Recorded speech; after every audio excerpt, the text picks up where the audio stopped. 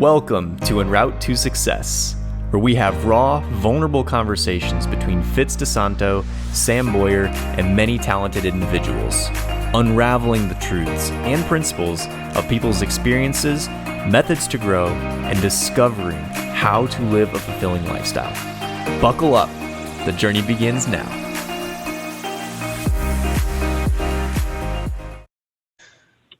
We are good to go whenever you are, Fitz. Sounds good. Hey, you guys. I am here with my co-host, Sam. Sam, how are you? Fitz, I'm doing well, as usual. How about yourself? I am good. Welcome, guys. Welcome to our podcast. So, super excited today. And we are here with a good friend from a fitness industry who I built an awesome friendship with.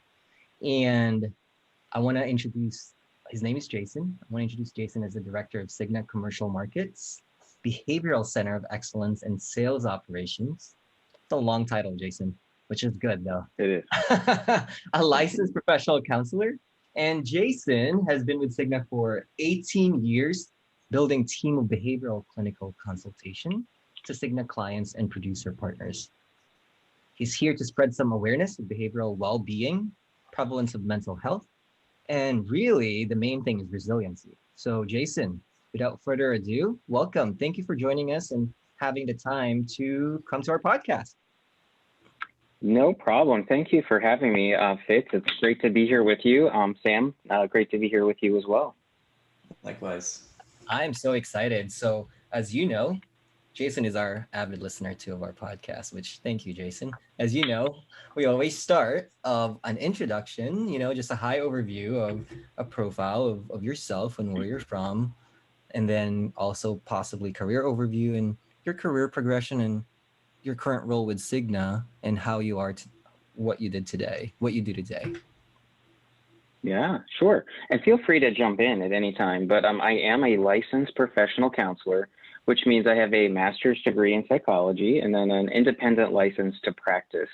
And I will tell you to start that part of our discussion, I never intended to be a licensed professional counselor, to be a therapist, ever in my lifetime. Never thought about it until I was in college. I wanted to be a doctor for about the first semester, and then I met organic chemistry and realized I probably was not cut out to be a physician. So then I changed my major to be physical therapy. And I loved physical therapy work. I did that for 2 years, the academic work related to that. And then I did an internship after my junior year. And I went to a hospital and the doors opened on that first day. And I walked into the physical therapy unit and I realized I had made a horrible, horrible mistake and wasted the last 3 years of my very expensive college career preparing to go into physical therapy school. And so, that was a bit of an interesting time. And so I actually ended up working throughout the summer with an individual who had a really pretty sad story. He had a young guy, had fallen down, had become paralyzed from the waist down, not doing so well. And throughout the course of that summer, formed a relationship with him. And while he would never walk again, he really made some progress as far as his mood and things like that. And I was just fascinated at the end of the summer when I was wrapping that up. The physical therapist that I worked for met with me and essentially just said, this guy is improving. His family reports his mood is better. He's taking care of himself. What did you do that was different? And I realized, while I did his exercises with him, was actually having the relationship and him having someone to tell his story to and talk to about what happened, that made his life a little bit better. And I thought that was fascinating. So I went back to school. I changed my major. I went on to get my master's degree in psychology. And I worked as a therapist for a little while before I came to Cigna. Wow. No, I have a lot of things I wrote down already, Jason. So okay, good. Let's go. Get ready. No, I guess I wanted to unpack that a little bit with you said you wanted to be a doctor and why the transition and along with that, with the physical therapy, what made you realize that it was a it was a mistake. So it's a twofold question, like what transition to that. Yeah. And it's something that Yeah. I kind of want to just hear. I'm curious to learn because I've known you for a while now, and we haven't like Dr. Youngblood sounds really good, but Right.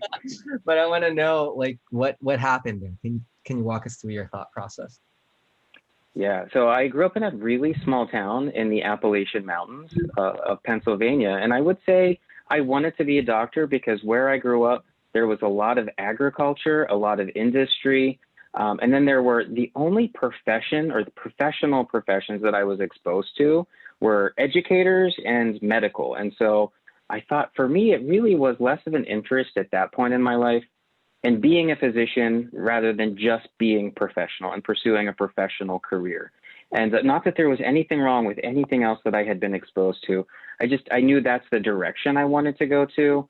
And, I think it's very difficult being exposed to so little by 9th or 10th or 11th grade to try to pick out what you want to do for the rest of your life. I would say I still don't know exactly what it is that I want to do when I grow up. And so I think what changed for me when the door of the unit opened, it smelled like a hospital. There were people who were ill. I had imagined physical therapy was working with athletes, helping them with their injuries. And I saw a lot of things that was just not really what I was cut out for. Let's just say I'm a little squeamish. And I knew just inside that I had made a bit of a mistake. But, I think that was probably, I just remember that day and the sights and the smells as one of the points in my life of like that moment was meant to happen, because I think for me, it was the universe pointing me in the direction that I was really supposed to go. And it really was an amazing experience that I had during that summer. And I look back on that time and that mistake and that experience with a lot of positive feelings. That's amazing. I mean, I just wrote down here smelly things. So, like just the vivid details, like that you Yeah, added. like hospitals, like hospitals, they have certain smells and certain sounds and bells and, all of that. And it was just very, very overwhelming for me at that time. And just a kind of a message for me, like I'm not meant to spend the rest of my life here.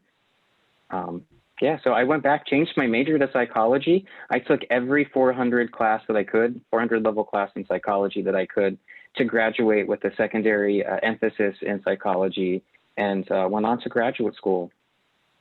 Did you want to be a doctor when you were young, as a kid? As you remember? You know what I wanted to be when I was young? This is far off topic. No, let's do it. Okay. Let's go. I wanted to be a school bus driver. That's what I wanted to be when I was very young. Yes. Yes. I wanted to be a school bus driver. Yeah. Well, I think you are in that field. It's just in a different caliber, right? So, like in the service and public relations. So that's really good. And I never knew that about you, Jason. That's good. I mean, the reason I asked is because when I was a kid, I wanted to be a nurse, and I had an opposite experience from you. For me, the hospital is like a field trip for me. Like I love being in the hospital for some weird, I know I was a weird kid.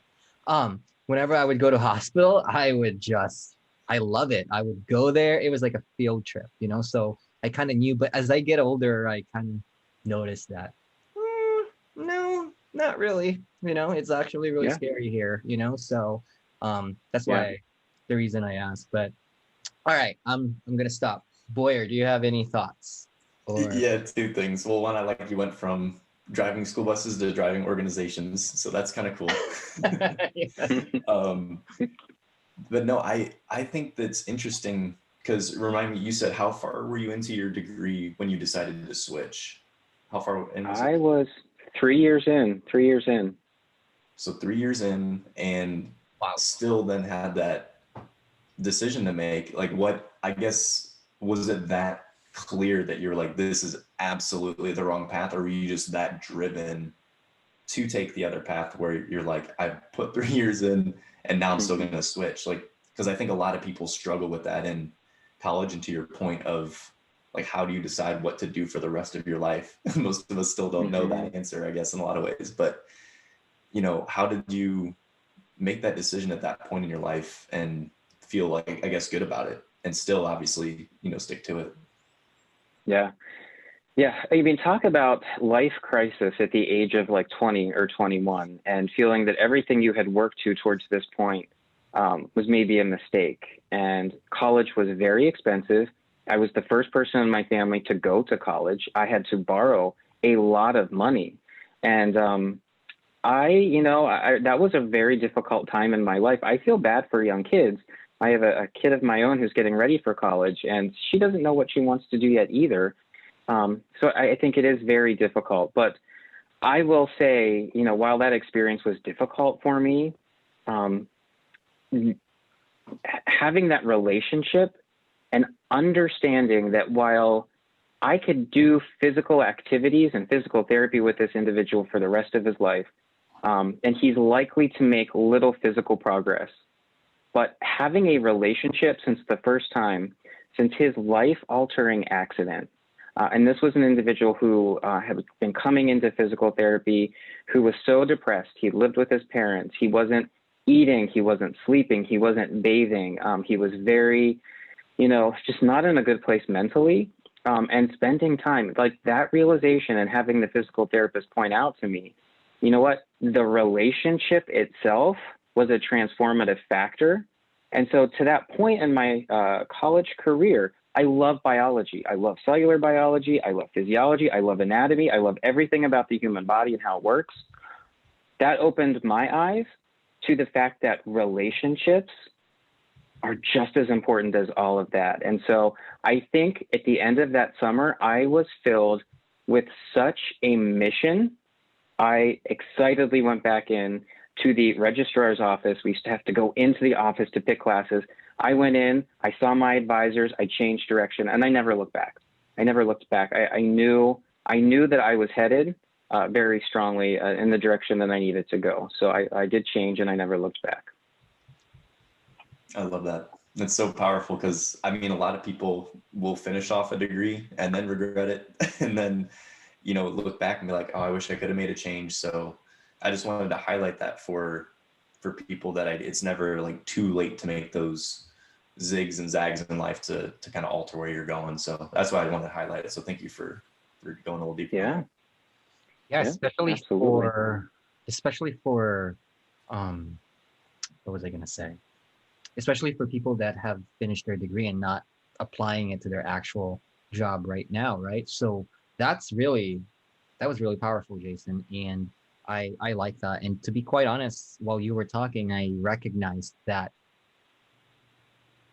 I think you actually went for the better, because it's, when you say relationship matters, it's something that I could tell really means a lot to you, and really that decision was solid, like when I heard that. So thank you for sharing that.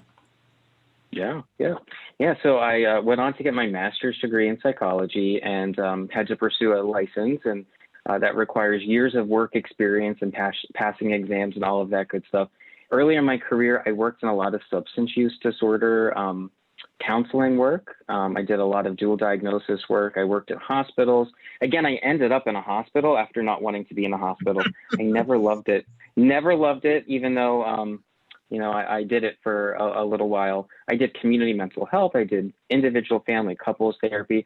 I worked at a needle exchange program in Baltimore City, where people were recruited off of the street who were coming in to exchange their needles and offered treatment, and they were taken and dropped off at clinics. And so I worked at that program for a while. And so I've had a lot of experience early in my career.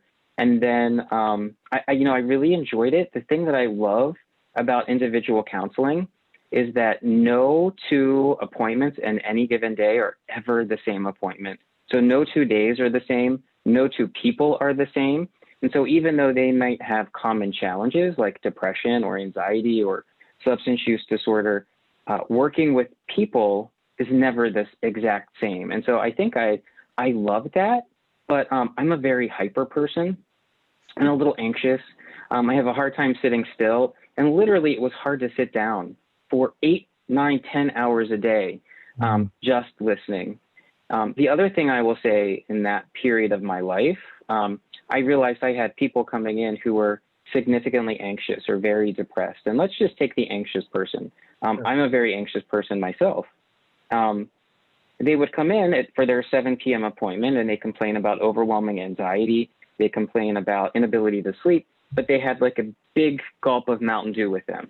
And so, I would ask them like, hey, maybe you shouldn't drink the Mountain Dew as late as 7 p.m. if you want to sleep. And I really became clear that people didn't understand how to use their body to help manage what was going on with their mind, and that what they put into their body was just as important to help them manage their well-being. And so at that point in my career, I did pursue personal training certification, not to ever do personal training, but to actually just be better at helping my clients understand that link between the mind and the body. And whether it's a mood disorder, whether it's recovery from substance use, anxiety, depression, no matter what it is, the relationship is important, the treatment plan is important, but what you eat, what you drink, and how you take care of your body has equal of importance for your outcome. And so that truly is like my area of personal passion regarding mind body. And I've carried that with me into my work at Cigna as well. I'm glad that you took that certification because that's how we met in the fitness world. So thank you for doing that. I was going to say, it's a great segue. Thank you for that story, Jason. It's a great segue to actually really learn what your current role with Cigna this time.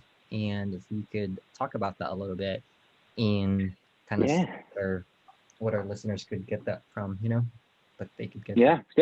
So I came to Cigna 18 years ago. And again, I feel like a lot of my career is by accident, right? So I was just tired of working late at night, and my wife had our first child. So there was a company up the road from me that was hiring, and it was an 8:30 to 5 job. It required a clinical license. And I was like, all right, I'll try it out. It would have been a raise. So I applied, and I thought at that point in my career, managed care organizations, from the perspective of clinicians, weren't necessarily that well respected. So I thought, I'm going to go try this. I'm going to learn about this industry, and I'm going to stay there for about 3 years, and I'm going to learn as much as I can. And then I'm going to come back out and work in private practice or whatever it may be. And much to my surprise, I have loved the mission of Cigna since I have joined to improve the health and well-being of people. It really resonates very strongly with my own personal mission statement for my career. And it has been a place where I started working in an operations center, answering the phones, leading a team that answered crisis calls 24/7, 365, helping people get connected to care all across the country.